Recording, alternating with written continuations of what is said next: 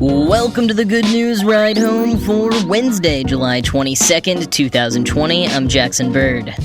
A promising N95 respirator replacement mask designed by a team from MIT. Tips for staying productive during this unprecedented time. Our first ever direct look at a multiplanet system orbiting a sun-like star, and the small Italian village that just welcomed the first baby born there in 8 years. Here are some of the cool things from the news today. As the coronavirus surges in several parts of the U.S. and around the world, the shortage of N95 masks for healthcare workers is likely to increase again, to the extent that the need ever really went away. But in good news, a team of researchers from MIT have just invented a new reusable mask that could replace, or at least help with the shortage of N95s. Quoting CNBC, while N95 masks are made entirely from a special material that filters out airborne droplets and fluids that could contain the COVID-19 virus, the new MIT mask is made from silicone, with slots for just 2 small disposable discs of the N95 material, which serve as filters. That means the masks themselves can be quickly and easily sterilized and reused. And though the small filters must be thrown out, each mask requires much less N95 material. Called iMask, which stands for Injection Molded Autoclavable Scalable Conformable, this design can help solve shortage issues. End quote. The iMask can be sterilized in a number of ways, including steam, oven heating, and a bleach/alcohol soak, and are much more environmentally friendly since they use just a fraction of the non-reusable N95 filter compared to existing N95 masks. In lab tests, the iMask filtered out virus-containing particles just as well as an N95. They also look quite slim and flexible, and they're clear, which is something I think a lot of us are going to realize is quite important. Many deaf and hard of hearing folks need to see lips to read. Seeing full faces is crucial for early childhood development, and not being able to see smiles or friendly looks from doctors and healthcare workers is making the entire experience of a hospital stay for COVID-19 even more grim than it already is. So the fact that these masks are at least kind of see-through is a big plus in my book. Quoting again, "So far, the masks have proven effective and comfortable. A group of 24 healthcare workers, including nurses, physicians, and technicians, wore the new masks and completed tests that involved breathing, talking, moving their head and body, and making facial expressions. The participants said that the mask fit well and felt breathable. Most importantly, the mask successfully filtered out a sugar solution in the air that was used to mimic aerosolized respiratory droplets." End quote. The team is running additional tests and working on other prototypes. They plan on submitting it to the FDA for approval and eventually making them available for healthcare workers and the general public. The one downside, the masks are projected to cost about $15 per mask, while current N95 respirators cost between $2.80 and $6.95 per unit. Although, depending on the markup for the replaceable filters, the cost could offset pretty quickly since each healthcare worker theoretically would only require one eye mask. Definitely one of the more promising innovations that I have seen so far. I have been working from home for the better part of a decade, which means with so many more people now working from home, a lot have reached out to me for advice. And the number one thing I've been telling people, this is not a normal working from home situation. Working from home ordinarily is very different from working from home during a pandemic. Maybe you have kids who would usually be gone at school all day. Maybe you have a partner who is also working from home, or maybe you live with someone who has had to go back to work and you fear for the safety of both of you.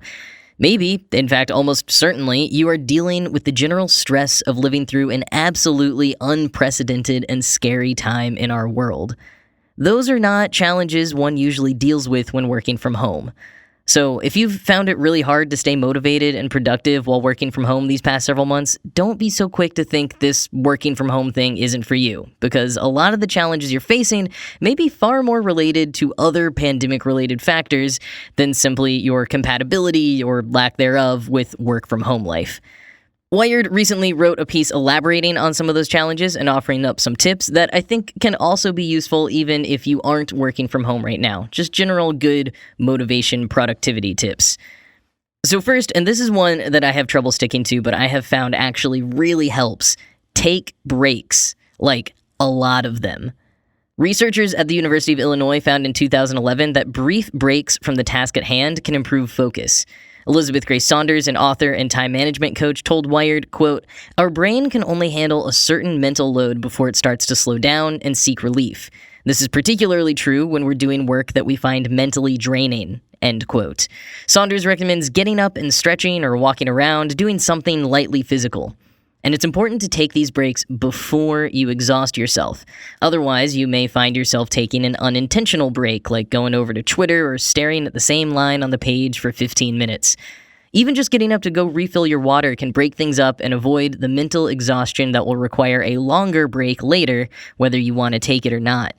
And another huge one right now, especially if you have a demanding job or have the whole family at home with you or both, is setting boundaries.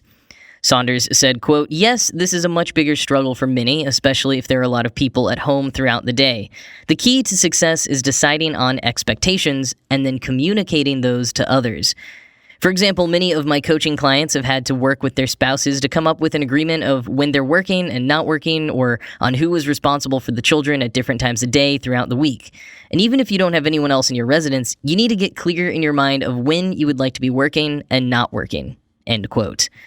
It's helpful if you can dedicate a specific space to be your working area so that you can mentally make divisions and so others in your household know not to bother you when you're there. And if you say that you're not working past 6 p.m., don't work past 6 p.m. Don't answer emails or Slack messages. Model your work-life balance for your coworkers or employees. But again, make sure that's communicated to them before just doing it. If all of this is sounding like a lot of self-discipline, use that supercomputer in your pocket to help you out. There are tons of apps out there that can lock you out of certain other apps or websites, and you can also just set simple alarms for when you need to take a break, when to eat a meal, etc. Utilize Do Not Disturb mode and screen time limits on your phone to resist the urge to respond to notifications when you told yourself you'd be on a break. And next, try to limit your news intake. It's good to be informed, but it's also easy to get bogged down with how much is going on and how many fear-mongering headlines and hot takes there are out there. Karen Ho, who coined the term doom scrolling earlier this year, offers this advice, quote, "It's important to take a step back and really think about what staying informed means. Am I trying to get specific information about a news topic or figure out what several people are angry about online and ruminating in those emotions? Is there a trusted news source or two I can go to instead of scrolling through social media for updates?" End quote. Saunders says that she started a doc on her Notes app of positive news from her life, like when a friend of hers found a new job or another one sold her house. It helps remind herself that positive things are still happening. Maybe you could even try something as wacky as listening to a supposedly good news-based daily podcast. Just an idea. And as you try to cut back on your news consumption, consider replacing that with spending time with friends and loved ones, whether that's people in your household or ones that you can only see via video call. It really does make a difference. And finally, I'm just going to quote from Wired to end here because writer Alan Henry said it all very well. Quote, "Just remember, you're not just trying to be productive. You're trying to be productive while there's a global pandemic, while dodging the latest political uproar in government during an election year in the U.S. in the middle of a modern civil rights moment and amid a social reckoning on a variety of topics. That's a lot going on, and a lot for anyone to think about and deal with. If you've been productive at all, whether it's at work or just in your personal life, you deserve a pat on the back. The goal of productivity is to get the things you have to get done finished so you can spend more time on the things you want to do. Don't fall into the busy trap where you judge your self-worth by how productive you are or how much you've contributed to your company or manager. We're all just trying to keep our heads above water. I hope these tips will help you do the same." End quote.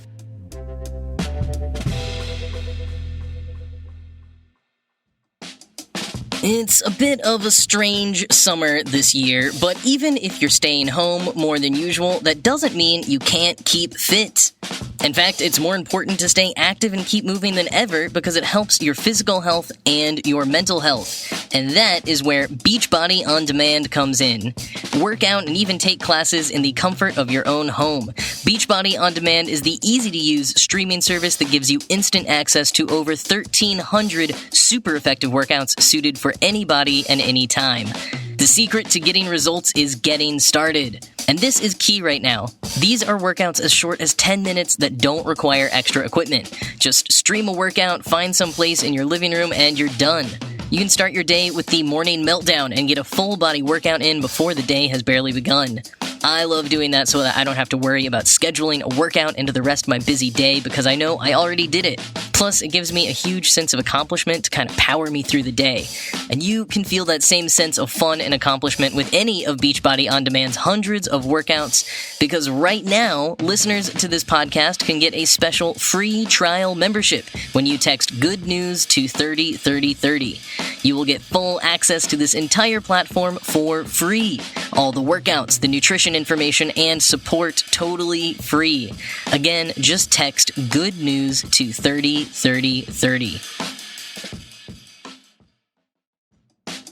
Imagine this, a convenient tabletop device that gives complete lab-grade blood count results in minutes with nothing but a small prick and 2 drops of blood.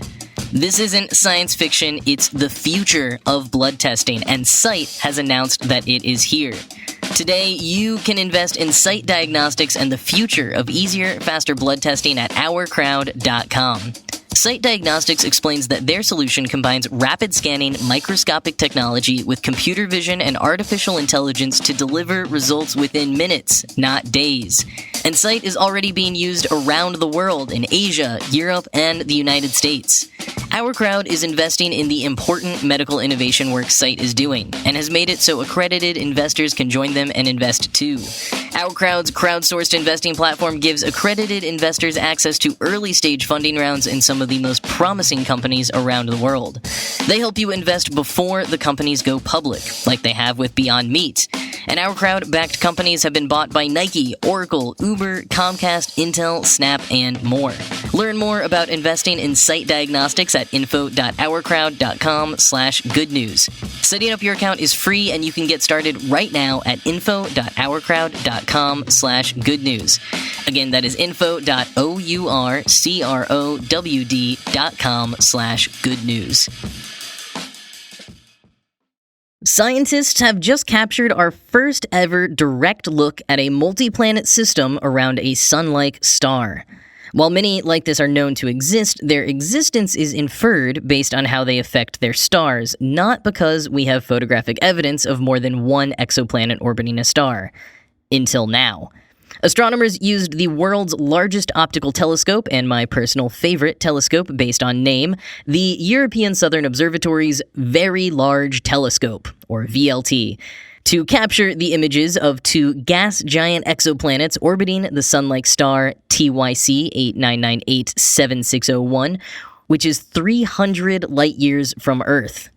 The image, reported today in Astrophysical Journal letters, was taken using the Very Large Telescope's Spectropolarimetric High-Contrast Exoplanet Research Instrument, or SPHERE, which has an optical mask called a coronagraph to block out the light of the star, allowing us to see the 2 planets orbiting it.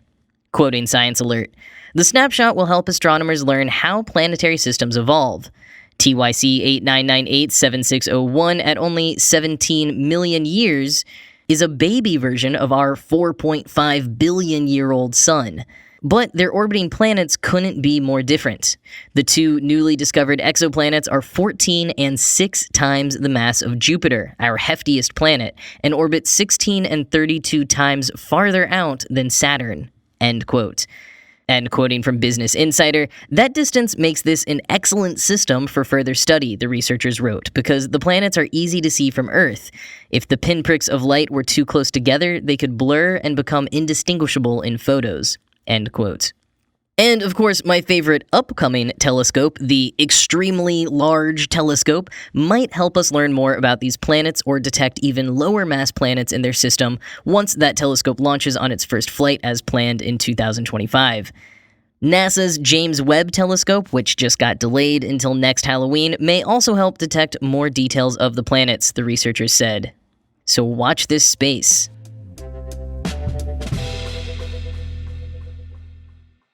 The smallest village in Italy just welcomed the first baby born there in 8 years.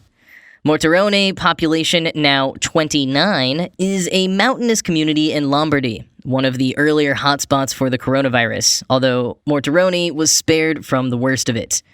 The population had been 29 earlier this year until the father of Mayor Antonella Invernizzi passed away, unrelated to COVID. Invernizzi told Corriere della Sera, an Italian daily newspaper, "Now we have gone back up to 29.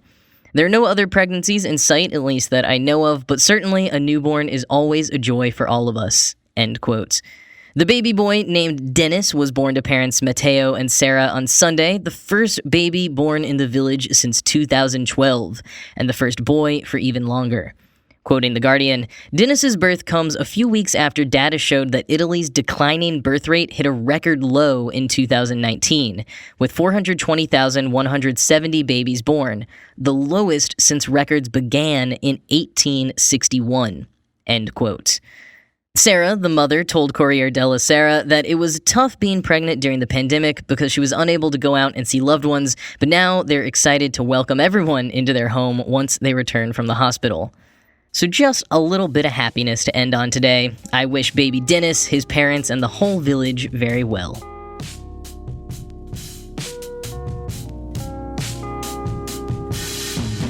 So back on the 10th, I went through a roundup of various apps that you can use to have virtual watch parties with your friends across all different platforms. One that I didn't include is the Oculus from Facebook, which of course is a device, not an app, so obviously you and all of your friends you would want to watch with would need one, but if you all have them or are thinking about getting one, you can do a VR watch party using all of the major streaming apps.